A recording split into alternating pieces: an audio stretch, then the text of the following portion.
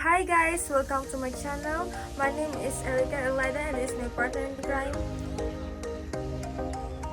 So for today's video is about 3 uncommon words that used in Filipino. So let's go! Oh my God! Ba't ang dilim dito? Saan ba yung kabtol? Hoy Trisha! Saan ba yung kabtol? Ha? Anong kabtol? Di mo alam yun?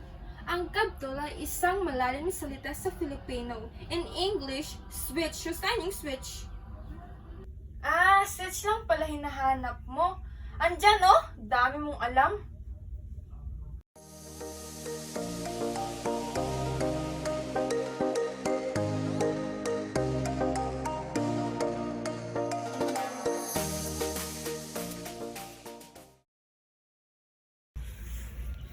Kita mo yan?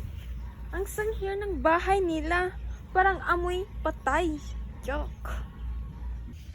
Oo nga, no? By the way, ano yung sanghir?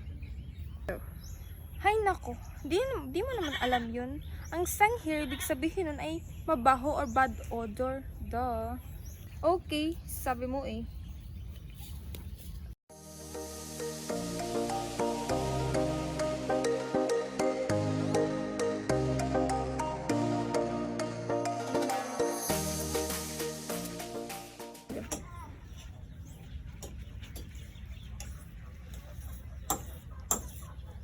Anong ginagawa mo? Nagiyakis ako.